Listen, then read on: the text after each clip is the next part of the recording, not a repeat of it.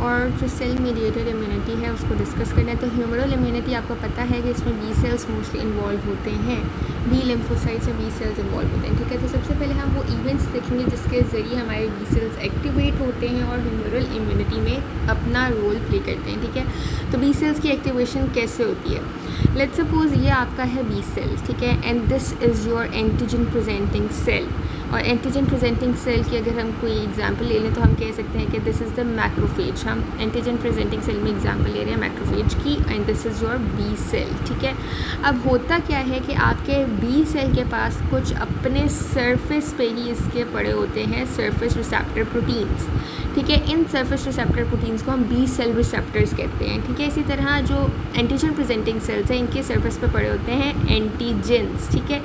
अब हमारे जो बी सेल्स हैं वो इन एंटीजन प्रेजेंटिंग सेल्स के ऊपर जो एंटीजेंस ये पड़े हैं इनको किस तरह से रिकग्नाइज़ करेंगे कि वो अपने बी सेल रिसेप्टर्स के ज़रिए इन एंटीजेंस को रिकग्नाइज़ करेंगे। जब उन्होंने रिकग्नाइज़ कर लिया, अब इन बी सेल रिसेप्टर्स और एंटीजेंस के दरमियान एक कॉम्प्लेक्स बन जाएगा, ठीक है।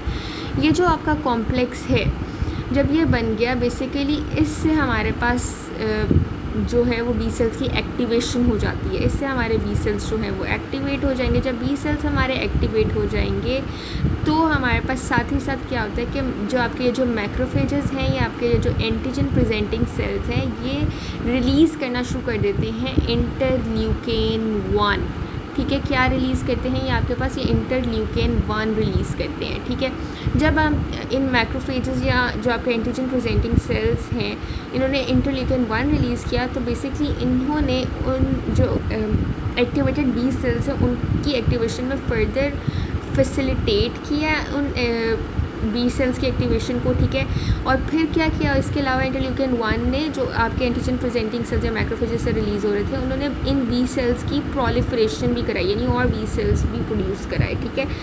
अब हमारे पास जब और ज़्यादा बी सेल्स बनेंगे, ठीक है, एक्टिवेटेड बी सेल्स और ज़्यादा बनेंगे, प्रोलिफरेट होंगे, तो बेसिकली जो एक्शंस हैं वो अच्छे से और ज़्यादा कैरी आउट होंगे, ठीक है।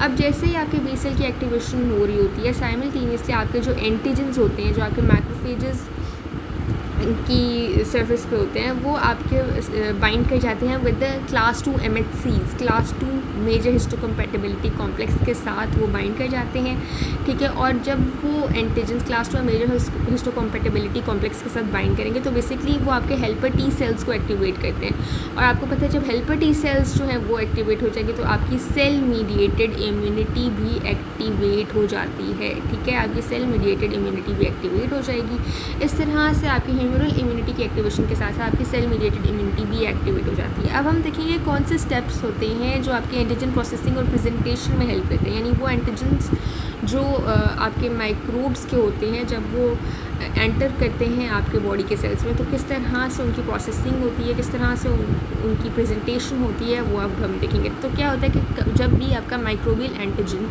किसी भी antigen presenting cell, let's suppose macrophage के ज़रिए इंजेस्ट किया जाता है, ठीक है। जब भी आपका माइक्रोबियल एंटीजन जो है वो इंजेस्ट किया जाएगा बाय दिस मैक्रोफेज, या आप कह सकते हैं ये जो एंटीजन प्रेजेंटिंग सेल है, जब वो इस आपके माइक्रोबियल एंटीजन को इंजेस्ट करेगा तो इसको डाइजेस्ट कर देगा, ठीक है। इसकी हो जाएगी डाइजेशन, ब्रेक डाउन हो जाएगी इस माइक्रोबियल एंटीजन की इधर, ठीक है। इस मैक्रोफेज के ज़रिए इसकी हो जाएगी डाइजेशन, और डाइजेशन होगी in the form of fragments, ठीक है। अब वो जो माइक्रोबियल एंटीजन है वो फ्रेगमेंट्स की फॉर्म में जो है वो आपको इस मैक्रोफेज के अंदर नज़र आएगा यहाँ पे, ठीक है।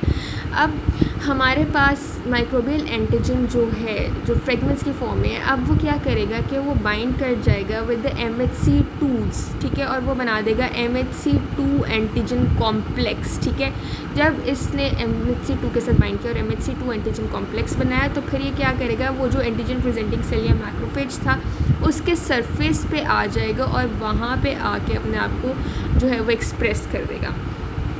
अब हमारे पास MHC2 एंटीजन कॉम्प्लेक्स जो है वो एंटीजन प्रेजेंटिंग सेल की सरफेस पे आ गया। अब हमारे पास यहाँ पे ना हेल्पर टी सेल्स आके इसके साथ बाइंड कर जाएंगे। हेल्पर टी सेल्स ने जब उसके साथ बाइंड कर लिया तो उसने बेसिकली साथ साथ अब एक्टिवेट करा दिया अपने साथ अप्रोप्रिएट बी सेल्स को, ठीक है। बी सेल्स जब एक्टिवेट होंगे तो वो इंटरल्यूकिन 2 रिलीज़ कराएंगे, ठीक है। इंटरल्यूकिन 2 जब रिलीज़ हो जाएगा तो उसके बाद हम कह सकते हैं कि बेसिकली अब हेल्पर टी सेल्स ने बी सेल्स के साथ जो इंटरेक्शन बनाया था उसकी वजह से क्या होगा कि बी सेल्स अब आगे हमारे पास किस में डिफ्रेंशिएट हो जाएंगे, into plasma cells and memory cells. Plasma cells और मेमोरी सेल्स में हमारे पास जो है बी सेल्स डिफ्रेंशिएट हो गए, ठीक है। सो हमारे पास बेसिकली क्या हुआ कि जब भी माइक्रोबियल एंटीजन एंटर हुआ, ठीक है, इन द सेल, तो उसको एंटीजन प्रेजेंटिंग सेल्स ने इंजेस्ट किया, उसको डाइजेस्ट कर दिया इनटू फ्रेगमेंट्स, ठीक है। अब वो जो एंटीजन था उसके फ्रेगमेंट्स बन गए, तो उस फ्रेगमेंट को MHC2 ने अपने साथ बाइंड कर लिया और MHC2 एंटीजन कॉम्प्लेक्स बना लिया। ये MHC2 एंटीजन कॉम्प्लेक्स जो है ये हमारे एंटीजन प्रेजेंटिंग सेल्स की सर्फेस पर जाके अपने आप को एक्सप्रेस करेगा, ठीक है। जहाँ पे जब ये सर्फेस पे आ जाएगा एंटीजन प्रेजेंटिंग सेल्स की सर्फेस पे MHC2 एंटीजन कॉम्प्लेक्स आएगा, तो यहाँ पे हेल्पर टी सेल्स आके इसके साथ बाइंड करेंगे और फिर हेल्पर टी सेल्स इसके बाद अपने जो बी सेल्स हैं उनको भी एक्टिवेट कर देंगे। बी सेल्स जब एक्टिवेट हो जाएंगे हेल्पर टी सेल्स की वजह से तो वो इंटरल्यूकिन 2 रिलीज़ करेंगे, ठीक है। अब हमने देखा था हेल्पर टी सेल्स जो हैं वो बी सेल्स को एक्टिवेट करा रहे थे, तो बेसिकली ये जो इंटरेक्शन है इसकी वजह से क्या होगा कि बी सेल्स फर्दर डिफ्रेंशिएट हो जाएंगे into plasma cells and the memory cells, ठीक है। सो इस तरह से आपकी एंटीजन प्रोसेसिंग और प्रेजेंटेशन हो रही थी। नेक्स्ट है हमारा प्राइमरी वर्सेस सेकेंडरी रिस्पॉन्स। अब प्राइमरी रिस्पॉन्स क्या है कि जब भी आपकी बॉडी किसी एंटीजन को फर्स्ट टाइम एक्सपोज होती है तो उसकी वजह से प्राइमरी रिस्पॉन्स आता है, ठीक है। इसमें मोस्टली आपके 10 से 14 दिन लगते हैं एंटीबॉडीज़ के प्रोडक्शन में। ये थोड़ा स्लो प्रोसेस होते हैं, एंटीबॉडीज़ स्लोली प्रोड्यूस होते हैं और मेनली IgM एंटीबॉडीज़ प्रोड्यूस होते हैं, ठीक है। जो आपका सेकेंडरी रिस्पॉन्स है इसमें क्या होता है कि अगर आपकी बॉडी एक ही एंटीजन को 2 या 3 या इससे मल्टीपल टाइम्स आप कह सकते हैं एक्सपोज हो जाए आपकी बॉडी एक ही एंटीजन को, ठीक है, तो उससे क्या होगा आपकी बॉडी बनाती है मेमोरी सेल्स। ये मेमोरी सेल्स फिर एंटीबॉडीज़ की प्रोडक्शन करते हैं, ठीक है। और ये थोड़ा प्राइमरी रिस्पॉन्स की निस्बत थोड़ा क्विक प्रोसेस होता है क्योंकि मेमोरी सेल्स जल्दी से एंटीबॉडीज़ की प्रोडक्शन कर देते हैं, ठीक है। और इसमें एंटीबॉडीज़ जो प्रोड्यूस हो रही होती हैं दैट इज़ IgG एंटीबॉडी, ठीक है। नेक्स्ट है आपके पास, हमने अभी पूरा कम्प्लीटली देख लिया ह्यूमरल इम्यून रिस्पॉन्स। अब हम सेलुलर इम्यून रिस्पॉन्स देखते हैं जिसमें आपके जो T लिम्फोसाइट्स या T सेल्स हैं वो मेनली इन्वॉल्व होते हैं, ठीक है। लेकिन इसके साथ साथ कुछ और सेल्स भी सेलुलर इम्यून रिस्पॉन्स में इन्वॉल्व होते हैं जिसमें आपके पास मैक्रोफेजेस और नेचुरल किलर सेल्स भी शामिल हैं along with the T lymphocytes, ठीक है। T लिम्फोसाइट्स तो मेनली इन्वॉल्व होते हैं लेकिन साथ में आपके मैक्रोफेजेस और नेचुरल किलर सेल्स भी जो हैं वो इन्वॉल्व है, इसलिए हम इसको सेल मीडिएटेड इम्यूनिटी कहते हैं, ठीक है।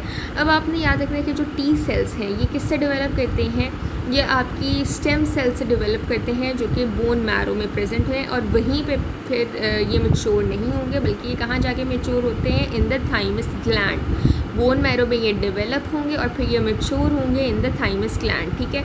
आपने याद रखना है कि मैच्योरेशन के बाद T सेल्स जो हैं ये माइग्रेट कर जाएंगे टूवर्ड्स द लिम्फोइड ऑर्गन्स, ठीक है।